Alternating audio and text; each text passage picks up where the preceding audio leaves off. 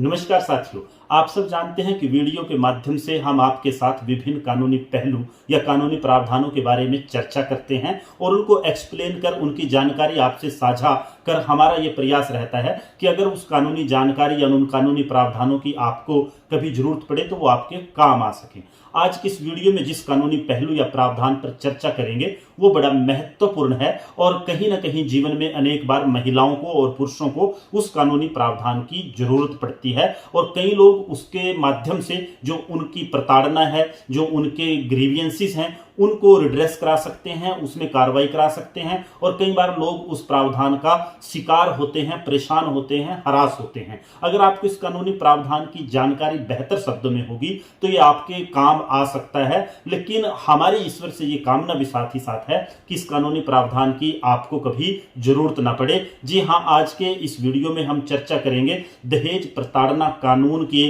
बारे में, जो इंडियन पेनल कोड में धारा 498A है, भारतीय दंड संहिता की धारा 498A के बारे में आज के इस वीडियो में चर्चा करेंगे कि आखिरकार 498A के कानूनी प्रावधान है क्या, ये धारा कहती क्या है और इसके मायने क्या है और कौन इसके तहत कार्रवाई करा सकता है, किन के खिलाफ कार्रवाई हो सकती है और इस जो धारा 498A इंडियन पेनल कोड में आई, इसकी बैकग्राउंड क्या है, कब इसको इंडियन पेनल कोड में जोड़ा गया। और अगर आप पीड़ित हैं, कहीं ना कहीं आपकी पत्नी या पुत्र वधू या अन्य रिश्तेदारी में आपके खिलाफ 498A का मामला झूठा दर्ज कराया गया, आप उससे खुद को पीड़ित महसूस कर रहे हैं, आपको धमकी मिल रही है कि आपको झूठे 498 या दहेज प्रताड़ना के केस में फंसाएंगे, उसके बारे में भी चर्चा करेंगे। लेकिन आज के वीडियो में जो हमारी सीधे तौर पर चर्चा रहेगी कि धारा 498A की बैकग्राउंड क्या है, इसको कब जोड़ा गया, जो भारतीय दंड संहिता इंडियन पेनल कोड में है, और इसमें क्या कानूनी प्रावधान, क्या कानूनी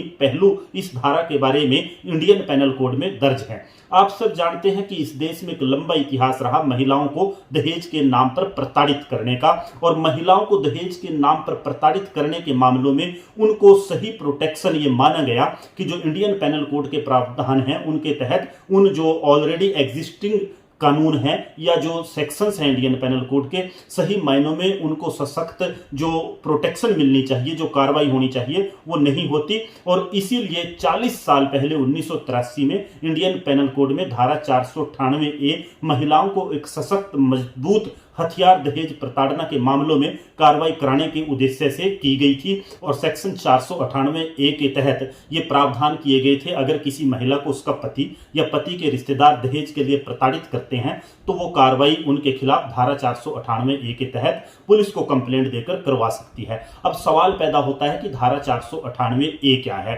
धारा 498A, अगर मैं हिंदी में बात करूं, इस धारा के तहत विवाहित महिलाएं अगर उसका पति दहेज की मांग करता है या उसके रिश्तेदार दहेज की मांग करते हैं तो उनके खिलाफ ये कार्रवाई इस प्रावधान के तहत करवा सकती है। अगर वो उसको किसी तरीके से मानसिक या शारीरिक रूप से प्रताड़ित करते हैं, क्रूरटी करते हैं, अन्याय अत्याचार दहेज लेने के लिए, दहेज कम लेकर आने के लिए या दहेज के लिए उसको प्रताड़ित करते हैं, तो इसमें महिला, जो विवाहित महिला है, वो अपने पति और पति के रिश्तेदारों के ऊपर कार्रवाई करा सकती है। और इसी सेक्शन में यह भी बताया गया कि वो क्रूरटी क्या है, क्रूरटी की डेफिनेशन क्या है। अगर हम पहले बात करें कि कानूनी जो प्रावधान है 498A को लेकर as it is Indian penal code में, उनकी बात करें, मैं वो पढ़ता हूं और उनकी व्याख्या आज की इस वीडियो में करूंगा उनके बारे में। लेकिन मैंने जैसे पहले आपको बताया कि आखिरकार झूठे मामलों से बचाव की प्रक्रिया क्या है, क्या कानूनी प्रोटेक्शंस अवेलेबल हैं, क्या कानूनी जो सीधे तौर पर कार्रवाई आप इन मामलों से बचने के लिए कर सकते हैं,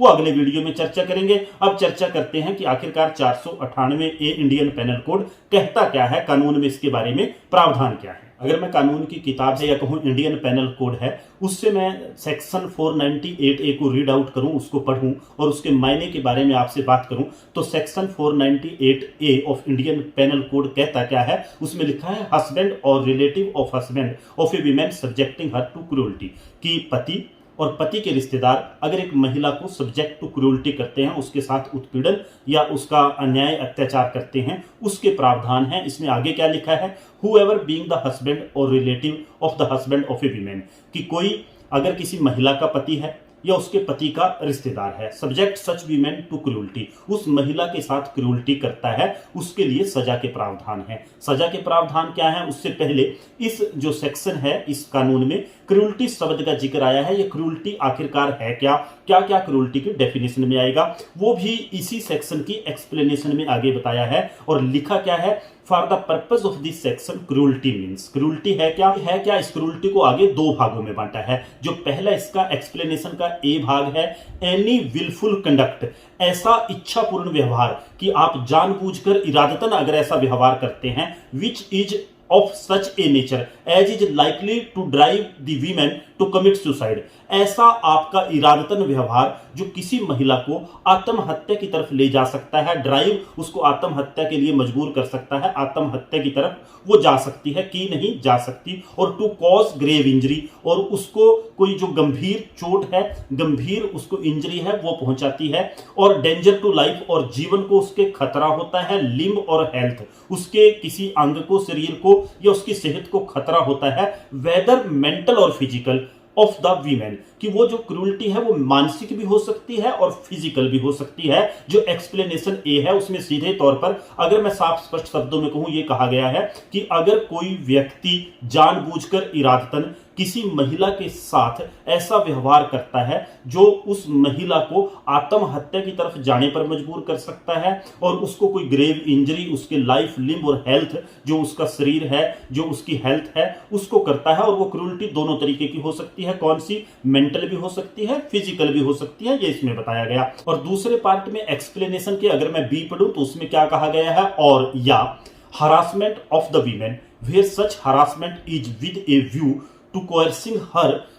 or any person related to her to meet any unlawful demand for any property, valuable security, or is on account of failure by her or any person related to her to meet such demand। ये कहते क्या है कि जो harassment हमने बताया, जो cruelty हमने बताई, किस लिए है वो हरासमेंट, इस उद्देश्य के लिए है कि उस महिला को मजबूर करना है, उसके ऊपर दबाव बनाना है। किस लिए, कि वो जो हमारी डिमांड है अनलॉफुल, नाजायज डिमांड है, किस लिए, किसी प्रॉपर्टी की, वैल्यूएबल सिक्योरिटी की, और अगर वो महिला या उस महिला से जुड़ा कोई व्यक्ति, उसका बाप भाई रिश्तेदार उस डिमांड को पूरा नहीं करता, तो उसके साथ ये जो डिमांड है वो पूरा नहीं करता या उससे वो पूरी करानी दबाव बनाकर, अगर ये क्रूरटी जो हमने एक्सप्लेनेशन पहले बताई इस उद्देश्य से उसके साथ की गई है। या हम सीधे तौर पर बात करें इस क्रूरटी की, जो हमने बात बताई है कि क्रूरटी की इसमें जो व्याख्या है उसमें कहा क्या गया है कि ऐसा व्यवहार या ऐसी प्रताड़ना जिसकी वजह से कोई महिला खुदकुशी करने की हालत तक पहुंच जाए,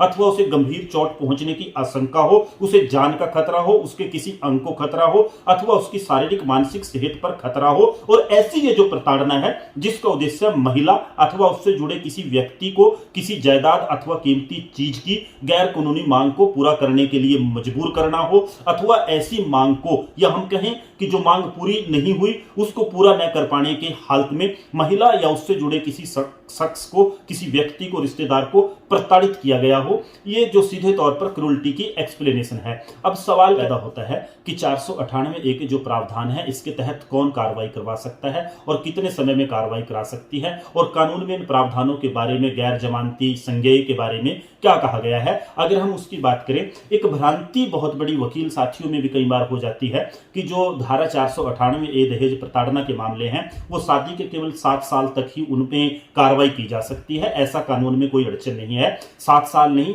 जब चाहे आप दहेज प्रताड़ना के मामले में कार्रवाई करा सकते हैं। लेकिन अमूमन वो मामला अगर बहुत लंबे समय बाद शुरू किया गया तो उसको थोड़ा कमजोर माना जाता है। लेकिन इसमें कोई कानूनी प्रावधान 7 साल की नहीं है, कोई 7 साल की अड़चन नहीं है। वो जो 7 ईयर के प्रोविजन है वो डॉवरी डेथ के मामलों में है। अगर दहेज हत्या, दहेज के कारण किसी महिला की हत्या ही कर दी जाए तो वहां विद इन 7 ईयर एक प्रिजम्पशन होती है, वो मामला अलग है, फिर कभी चर्चा करेंगे। लेकिन आज के मामले में कोई शादीशुदा महिला अगर उसको प्रताड़ित किया जाता है दहेज की मांग के लिए तो इस कानून के तहत कार्रवाई कर सकती है। 7 साल की कोई बंदिश इसमें नहीं है। अब एक और सवाल पैदा होता है कि 498 ए दहेज प्रताड़ना का जो कानून है इसके कानूनी प्रावधानों का नेचर कैसा है। अगर मैं इनकी नेचर प्रकृति की बात करूं तो ये सीधे तौर पर गैर जमानती अपराध है। इसमें पुलिस बिना मैजिस्ट्रेट की परमिशन के अरेस्ट कर देती है। अब सुप्रीम कोर्ट की कोई गाइडलाइन आई है कि आप उनको इन्वेस्टिगेशन ज्वाइन करेंगे, अरेस्ट नहीं करेंगे, नोटिस देंगे, और वो अलग है। लेकिन ये गैर जमानती अपराध है,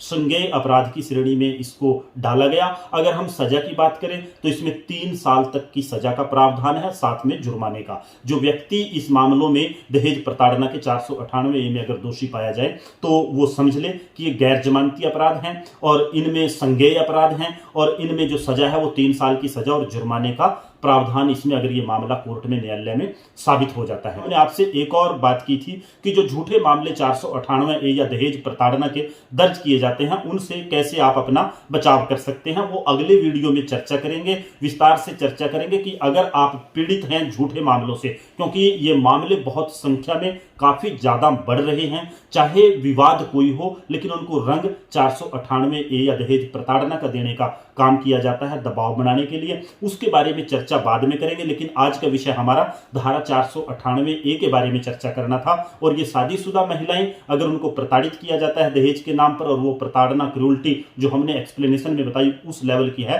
तो वो शिकायत पुलिस में इसकी देकर कार्रवाई करा सकती है। आज की वीडियो में इतना ही। आपसे एक आग्रह रहता है कि आपके सुझाव क्या हैं या कोई ऐसा कानूनी प्रावधान जिस पर आप चाहते हैं कि हम चर्चा करें वो कमेंट के माध्यम से आप जरूर साझा करें। और अगर वीडियो मुद्दा या जो हमने शेयर किया आपके साथ वो आपको पसंद आए तो कमेंट के माध्यम से वो भी बताएं। वीडियो को लाइक करें, शेयर करें ताकि हमारा हौसला उससे और बढ़े और ज़्यादा बेहतर तरीके से हम कानूनी पहलुओं पर आपके साथ साथ चर्चा कर सकें, विचार साझा कर सकें। आज के इस वीडियो में इतना ही। धन्यवाद। जय हिंद, जय भारत साथियों।